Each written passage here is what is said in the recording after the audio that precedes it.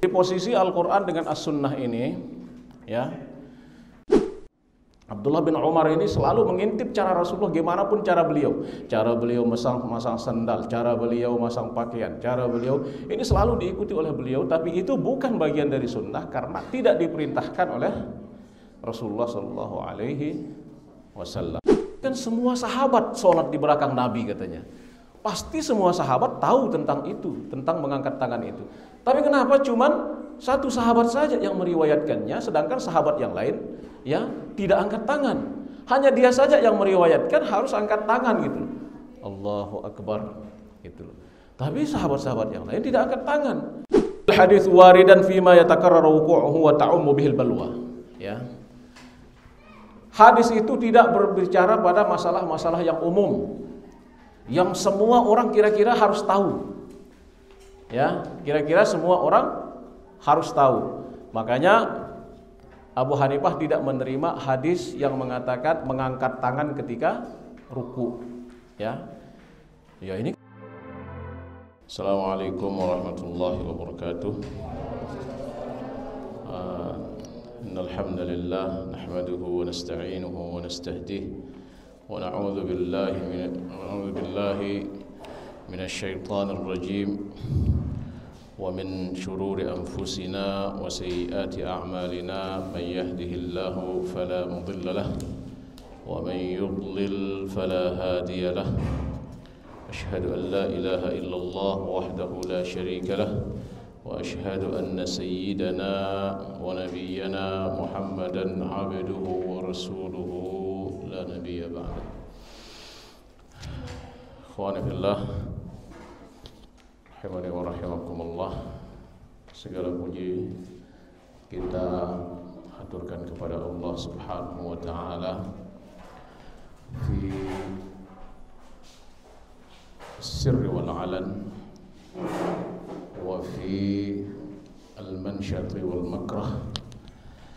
Segala puji bagi Allah dalam segala hal, dalam keadaan baik dan keadaan buruk, dalam keadaan apapun, segala puji bagi Allah Subhanahu wa taala.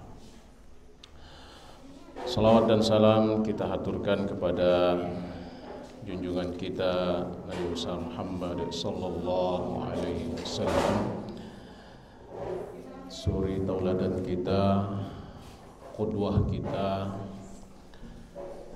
yang mana segala gerak-geriknya ingin berusaha kita ikuti. Demikian pula sahabat-sahabat beliau, para tabi'in dan tabi'u at-tabi'in, dan yang mengikuti beliau hingga akhir zaman. Ikhwani fillah rahimani wa rahimakumullah. Baik wa fillah rahimakumullah. Kajian kita pagi ini insyaallah tentang masadirul ahkam. Masadir al-ahkam, sumber hukum. Ya. Sumber hukum. Yang dinamakan hukum di sini adalah syariatullah, ya. Hukum-hukum fikih. Ya. Yang dinamakan hukum di sini adalah hukum-hukum fikih.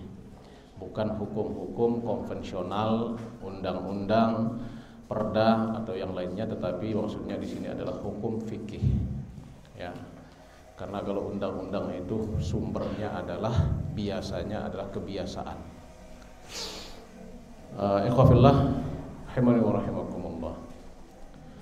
Sumber hukum di dalam Islam itu al-muttafaq alaih, ya, yang disepakati, wal mujma' alaih, ijma', ya. Arti ijma' itu adalah semua sepakat. Apakah itu Sunni, apakah itu Syiah, ya. Yang penting dia kalimat syahadah, dia sepakat, itu nama ijma'. Ijma', ya. Semua umat Islam baik Syiah maupun Sunnah, sumber hukum itu ada dua. Ini yang disepakati, ya. Yang disepakati, beda yang tidak disepakati. Ini yang disepakati mujma' alaih, Ya, artinya itu semua, tidak ada satupun, ya. Kalau ada satupun yang tidak mengakui ini berarti dia keluar dari agama ini. Ya. Yaitu Al-Qur'an dan As-Sunnah. Ya. Al-Qur'an dan As-Sunnah. Nah, ini mujma', sepakat sebagai sumber hukum, ya. Sepakat semua bahwa ini adalah sebagai sumber hukum fikih, ya, sumber hukum akidah di dalam agama kita itu yang dua ini, ya, adalah Al-Qur'an dan As-Sunnah, ya. Al-Qur'an ini ikhwafillah, ya, ini sepakat, ya. Al-Qur'an ini di dalam kontennya, ya, ada namanya, ada dua konten Al-Qur'an ini, ada dua, ya. Yang pertama adalah qat'iyyud dilalah, qat'iyyus subut, bahwa Al-Qur'an ini dari suratul Fatihah sampai surah An-Nas, ya, dari surat Al-Fatihah sampai surat An-Nas qat'iyyul wurud, ya.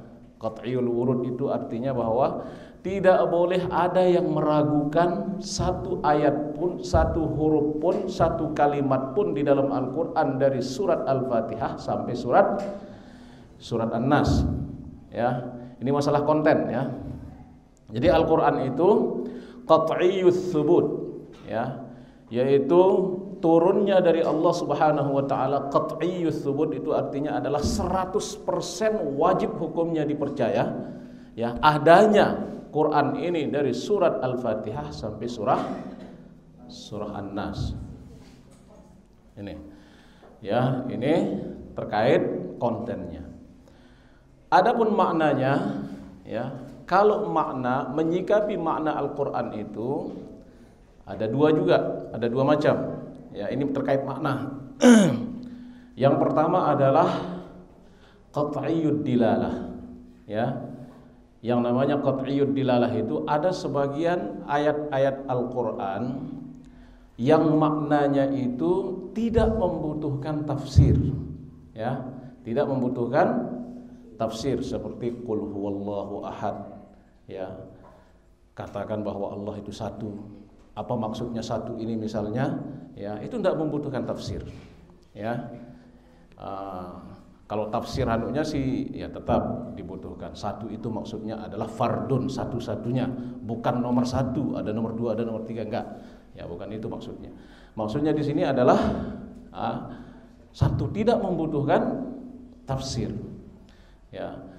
Ini namanya ayat muhkamat, ya, tidak membutuhkan tafsir. Seperti apa, ya, kalau yang sering didebatkan, ya, akhir-akhir ini, laisa kamitslihi syai', ya, seperti firman Allah yang mengatakan tidak ada misal-misalnya sesuatu, misal dia sesuatu, itu kan artinya, ya, coba antum perhatikan, ya, laisa kamitslihi syai', ini ayat muhkamat, ya, ini ayat muhkam.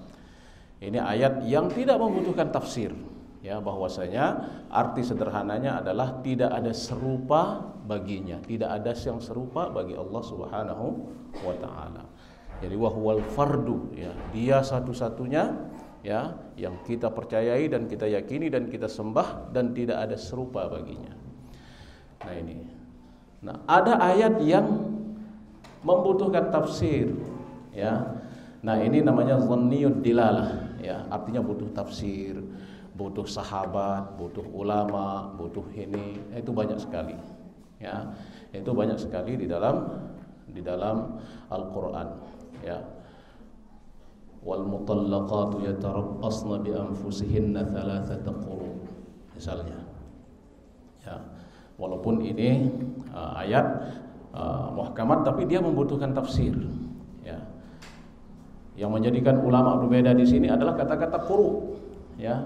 Quru ini dalam bahasa Arab itu macam-macam interpretasinya. Ada yang mengatakan quru ini adalah suci, ada yang mengatakan quru ini adalah haid, ya. Nah ini kan macam-macam. Oleh karenanya dari sinilah timbul perbedaan ulama. Ada yang mengatakan orang cerai itu, perempuan yang cerai itu iddahnya 3 kali haid. Ada yang mengatakan demikian. Ya, ada yang mengatakan 3 kali suci. Ya, 3 kali suci. Artinya dia dicerai saat suci berarti sudah 1. Ya, kemudian haid, kemudian suci, kemudian haid, suci lagi sudah selesai. Ya. Nah, ada yang mengatakan 3 kali haid. Ya.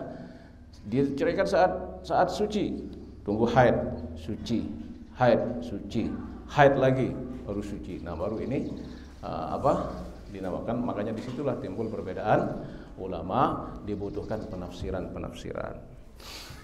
Ya, termasuk ayatul istiwa ya, yang sering diperdebatkan juga. Ini butuh penafsiran yang mendalam. Nah, itu ikhwafillah terkait masadirul ahkam. Yang pertama yang disepakati oleh ulama adalah yang pertama tadi adalah Al-Qur'an. Yang kedua adalah apa? As-sunnah. Ya. Sekarang mahiyas sunnah. Apa itu sunnah?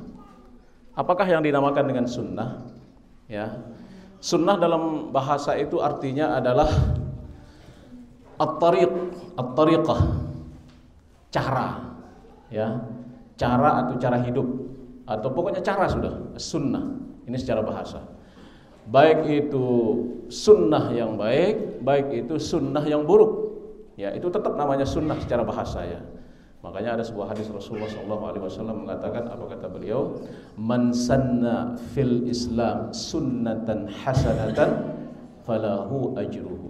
Ya, siapa-siapa yang membiasakan diri dalam satu sunnah di dalam Islam, ya, sunnah yang baik di dalam Islam, maka dia sudah mendapatkan pahala. Berarti sebaliknya itu ada sunnah yang buruk. Ya, ini secara bahasa ya. Ya, secara bahasa, jangan antum salah paham. Ya, berarti sunnah itu ada yang buruk juga, ya enggak. Ya, ini artinya secara bahasa. Ya, secara bahasa arti sunnah itu cara. Ya, ada cara yang baik, ada cara yang buruk. Tetapi ya, kalau dari hukum fikih, ya, hukum fikih itu sunnah itu muqabil lil wajib, ya, atau berdampingan dengan yang wajib, ya, yaitu adalah mengerjakannya mendapatkan pahala, meninggalkannya mendapat dosa. Dari sisi hukum fikihnya. Dari sisi hukum usul fik beda lagi, ya. Kalau dari hukum fikihnya kan sudah jelas, ini hukumnya sunnah. Nah, itu kalau hukum fikih. Salat duha hukumnya sunnah, ya. Puasa Senin Kamis hukumnya sunnah. Nah, ini namanya hukum, ya, hukum fikih. Tapi kalau dalam usul fik beda, ya. Kalau usul fik itu adalah, ya, ma sudira 'anin nabi sallallahu alaihi wasallam. Apa yang keluar dari Nabi sallallahu alaihi wasallam, baik itu perkataan, perbuatan, atau sikap. Sikap itu artinya mengiyakan sesuatu. Nah, ini namanya sikap, ya. Itu ya. Jadi masudira 'anin nabi sallallahu alaihi wasallam. Apa yang keluar dari Nabi sallallahu alaihi wasallam dalam bentuk perkataan atau dalam bentuk perbuatan, ya. Ini perbuatan hukum maksudnya, bukan perbuatan kebiasaan, ya. Karena ini berbeda ya, perbuatan kebiasaan seperti perbuatan kebiasaan itu cara Nabi makan misalnya, ya. Cara Nabi makan kan banyak diriwayatkan, kan cara Nabi makan itu 3 ini ya. Itu bukan sunnah di dalam usul fiqh, ya. Tapi cara saja, kecuali beliau memerintahkan, ya. Contohnya, ya, samillah, baca bismillah, kul biyaminik, makan dengan tangan kanan, wa kul fima yalik, ya, makan yang ada di depan, ya, jangan yang di ini. Makanya kasihan kalau jauh dagingnya, ya, dagingnya di depan sayur, belakang daging. Tapi bukan begitu. Maksudnya kalau sama, ya, sama makanannya, ini gulai kambing, ini gulai kambing, ini gulai kambing, ini gulai kambing, ya, tapi dia mengintip yang jauh, tidak mau yang dekat, itu salah. Ya, itu maksudnya. Samillah, kul biyaminik, ya kul mimma yalik, ya. Atau kalau makan, ya, makanlah ketika lapar, berhentilah sebelum kenyang. Atau ij'al as-sulus, ya, li at-ta'am, jadikan sepertiga untuk makanan, sepertiga untuk minuman, sepertiga untuk hawa, nafas. Nah, ini perintah-perintah Rasulullah terkait, ya, perbuatan beliau. Tapi kalau tidak ada perintah terkait perbuatan beliau, seperti cara beliau makan, cara beliau jalan, cara beliau nunduk, cara beliau bangun dari duduk, itu bukan sunnah. Walaupun ada sahabat, ya, yang selalu ingin mengikuti apa saja cara Rasulullah, seperti Abdullah bin Umar. Abdullah bin Umar ini selalu mengintip cara Rasulullah, gimana pun cara beliau. Cara beliau masang sandal, cara beliau masang pakaian, cara beliau ini selalu diikuti oleh beliau. Tapi itu bukan bagian dari sunnah karena tidak diperintahkan oleh Rasulullah Shallallahu Alaihi Wasallam. Nah, itu dia, ya, fi ghairi ibadah. Nah, di sini, wahbillah, ya, kita ingin membahas sunnah ini agak panjang lebar sedikit. Supaya kita sedikit tahu muqaddimah atau permulaan tentang yang namanya sunnah, ya. Biar orang mengatakan sunnah, ya, biar antum tahu bahwa itu sunnah atau bukan. Kemudian ikhwafillah, seperti yang kita katakan tadi, sunnah itu terbagi 3, ya. Terbagi berapa? Ya. Sunnah qauliyah, ya, yaitu sunnah perkataan. Apakah dia? Wa huwa ma yutlaqu bihi wa huwa ma nataqa bihi sallallahu alaihi wasallam minal ahaditsin nabawiyah. Ya. Semua yang diucapkan oleh Rasulullah sallallahu alaihi wasallam dalam bentuk perkataan yang dikumpulkan oleh para ahli hadis. Nah, itu yang kita namakan sebagai hadis, ya. Itulah yang kita namakan sebagai apa? Hadis. Yang kita namakan sebagai hadis itu adalah semua yang dikatakan oleh Rasulullah. Ya, tapi kalau lingkup semuanya itu perkataan, perbuatan, ya, kemudian sikap Rasulullah itu namanya sunnah, ya. Tapi kalau hadis adalah, ya, semua yang dikatakan oleh Rasulullah Sallallahu Alaihi Wasallam, ya, dalam bentuk perkataan, itulah namanya hadis atau sunnah qauliyah. Contohnya adalah innamal a'malu binniyat wa innama likulli imri'in ma nawa faman kanat hijratuhu ila Allah wa rasulih fa hijratuhu ila Allah wa rasulih wa man kanat hijratuhu lidunya yusibuha aw imra'atin yankihuha fa hijratuhu ila ma hajara ilaihi. Rawahu asy-Syaikhan, diriwayatkan oleh Bukhari dan Muslim. Ini namanya sunnah qauliyah atau yang kita sebut dengan apa? Hadis, ya, yang kita sebut dengan hadis. Yang kedua adalah as-sunnah al-fi'liyah, ya. Apa itu? Sunnah perbuatan, ya. Sunnah perbuatan, yaitu semua perbuatan yang keluar atau yang dilakukan oleh Rasulullah sallallahu alaihi wasallam yang ada indikasi ibadahnya, ya. Ini yang perlu digarisbawahi.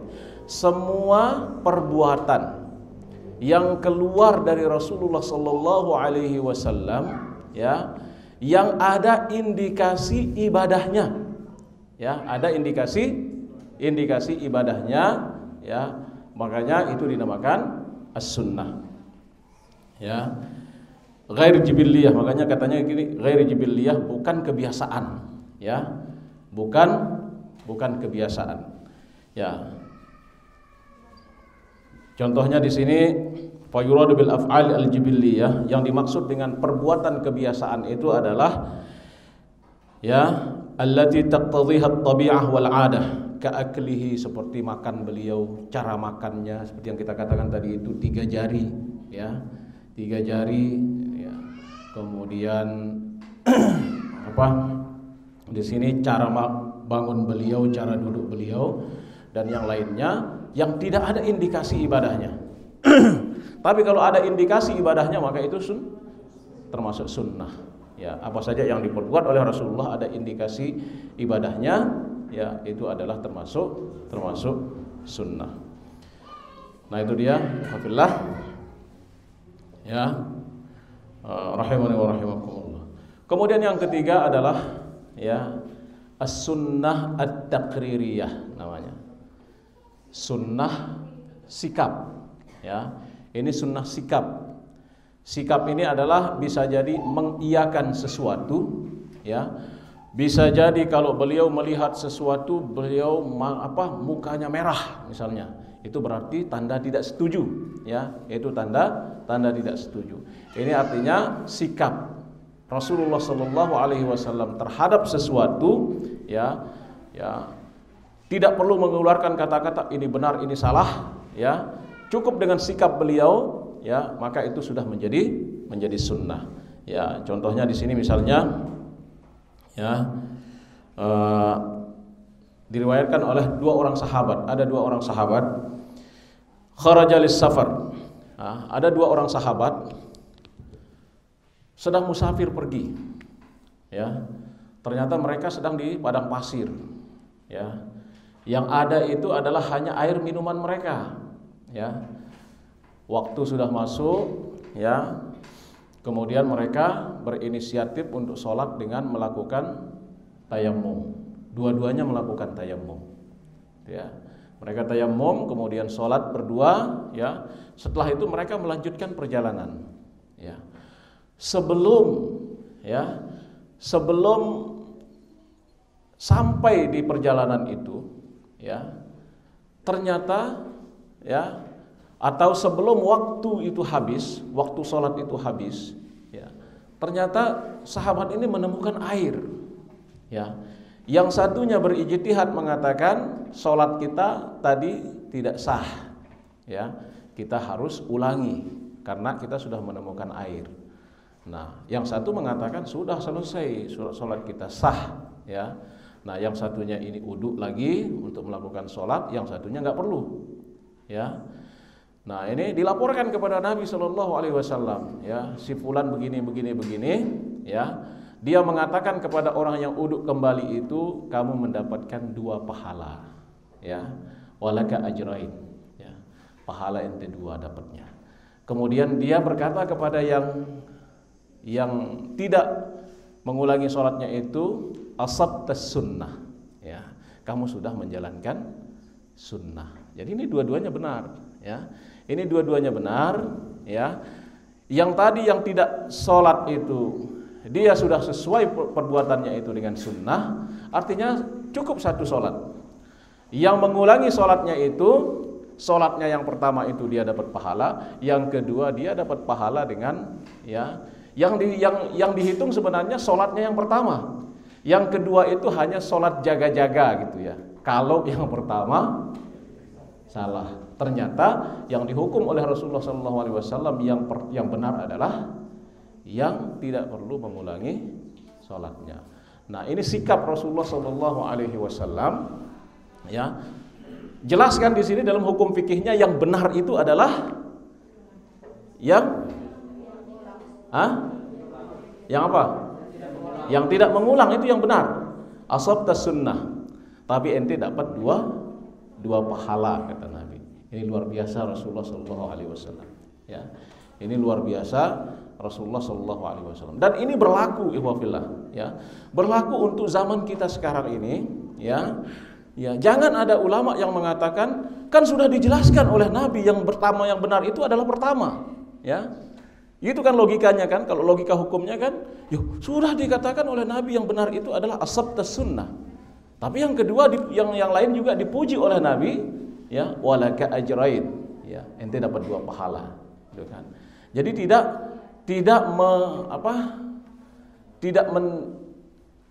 menyayangkan orang yang mengulangi sholatnya, ya. Tetapi ijtihad kita sekarang kalau kita tidak mau mengulangi, itulah yang lebih benar gitu menurut sikap Rasulullah Sallallahu Alaihi Wasallam ini, ya. Tapi kalau antum mau mengikuti sahabat yang satu juga nggak apa-apa, ya. Mungkin antum mau dapat 2 pahala, tetapi sahabat yang satu ini sudah, ya, asabtas sunnah, kata sahabat ini sudah masuk sunnah di situ. Nah itu dia, ikhwafillah rahimani wa rahimakumullah. Ya. Ya. Kemudian hujjiyatus sunnah. Sunnah ini secara hujjah ya wajib hukumnya dipakai sunnah ini untuk sebagai bahan hukum di dalam agama kita. Ya. Adapun tingkatan-tingkatannya itu lain hal nanti ya. Sunnah secara umum ya dipakai sebagai sumber hukum. Karena ada orang-orang sekarang yang apa ya? Yang Qur'aniyun istilahnya kalau di Mesir itu, ya, orang-orang Qur'aniyun. Qur'aniyun itu artinya Muhammad kan manusia biasa. Dia berstatement ini macam-macam. Allah sudah menurunkan kepada kita kitab Al-Qur'an. Ya sudah itu saja kita pakai. Ngapain pakai Bukhari, ngapain pakai Muslim, ngapain pakai Abu Daud, ngapain pakai Ahmad dan seterusnya. Ya. Ngapain pakai ini. Ya. Udah itu aja kita pakai. Gitu kan? Nah, ini adalah pernyataan yang sesat dan menyesatkan. Ya. Ini wafillah rahimani wa rahimakumullah. Tidak ada di dalam Al-Qur'an itu rakaat salat itu enggak ada. Ya. Cara kita melakukan haji itu enggak ada di dalam Al-Qur'an. Semuanya itu diterangkan oleh sunnah Rasulullah sallallahu alaihi wasallam. Sallu kama ra'aitumuni usalli, kata Rasulullah. Salatlah sebagaimana kalian melihat caraku salat. Khudhu anni manasikakum. Ambil cara berhaji kalian dari saya, kata Rasulullah sallallahu alaihi wasallam. Makanya ini kalau orang-orang Qur'aniyun ini kelihatannya kedengarannya bagus ya. Kembali kepada Al-Qur'an saja, jangan kembali kepada statement-statement atau hadis-hadis Nabi sallallahu alaihi wasallam. Ini salah. Ya, tidak bisa kita memahami syariat ini tanpa memahami ya sunnah Rasulullah sallallahu alaihi wasallam. Jadi posisi Al-Qur'an dengan As-Sunnah ini ya, posisi hukum itu yang paling pertama itu adalah Al-Qur'an ya. Barulah As-Sunnah ya. Bila mana ada pertentangan antara Al-Qur'an dan Sunnah ya, kalau mungkin disatukan itu harus disatukan. Kalau tidak mungkin disatukan berarti didahulukan apa? Didahulukan Al-Qur'an ya. Jadi ini wabillah ya, pentingnya kita mengetahui ya maratibul ahkam itu ya. Levelisasi sumber hukum itu harus kita ketahui.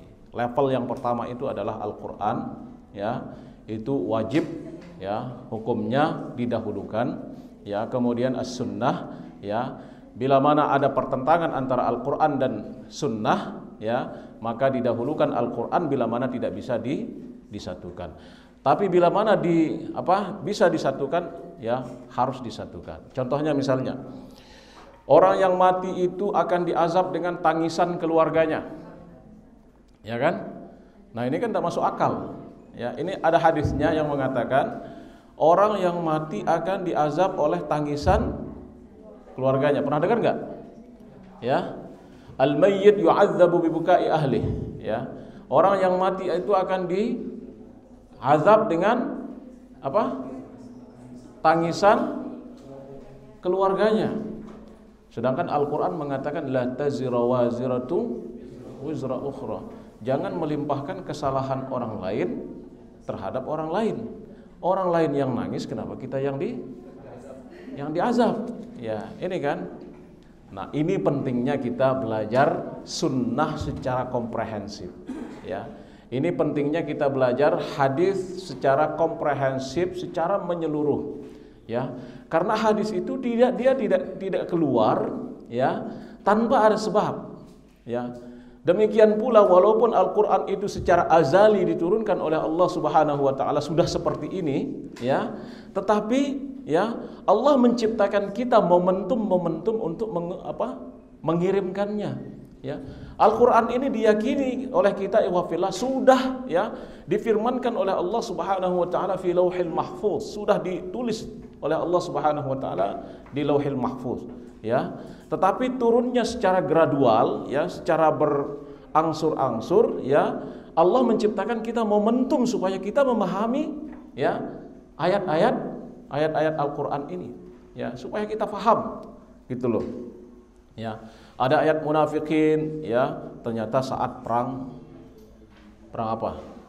Perang yang banyak munafiknya itu surat At-Taubah itu perang Tabuk, ya, saat perang Tabuk, ya. Di situ ayatul munafiqin. Ya. Ayatul khafillah. Ya, jadi kita perlu tahu momentum apa? Kita tahu momentum datangnya hadis ini. Ya.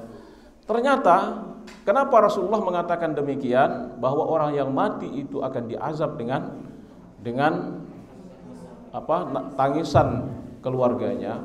Ternyata sebelum ini orang-orang Quraisy itu salah satu kebanggaannya itu adalah bila mana banyak yang menangisinya. Sehingga mereka mengeluarkan uang, memberikan orang uang untuk banyak yang menangisinya. Kasih uang ini. Ya, nanti kalau saya mati ya robek baju, terus pukul kepala, nangis yang besar-besar ya. Nah, itu artinya seorang jabal sudah pergi gitu loh. Ini gunung yang kokoh itu telah pergi gitu loh. Makanya di situ Khansa itu kan dia menangisi saudaranya Sakhar yang meninggal itu. Khansa ini, tahu antum Khansa yang anaknya 3 sebagai syahid itu. Khansa sebelum dia masuk Islam itu ternyata dia menangisi saudaranya itu 20 tahun dia tangisi Sakhar ini ya. Ini setelah dia masuk Islam baru dia bertobat ya. Ternyata itu tidak baik. Itu kan. Dia selalu merobek bajunya ketika ada momentum untuk menangisi Sakhar itu, dia tangisi ya. Nah, inilah ya kebanggaan orang-orang dulu ya, mengongkos orang nangis untuk menangisi kepergiannya. Nah, orang yang berwasiat seperti ini maka dia akan mendapatkan azab dari semakin banyaknya orang menangis. Dengan sebab dia suruh itu maka dia akan mendapatkan azab itu. Tetapi ya ayat ini bagi orang yang tidak pernah menyuruh orang nangis. Dia orangnya baik, kemudian ini sangat disayangi oleh keluarganya, dia meninggal ditangisi oleh keluarganya yang banyak, ya ini tidak ada apa-apa, tidak ada masalah, ya. Wala taziru waziratu wizra ukhra. Kita tidak bisa melimpahkan perbuatan orang lain kepada orang lain.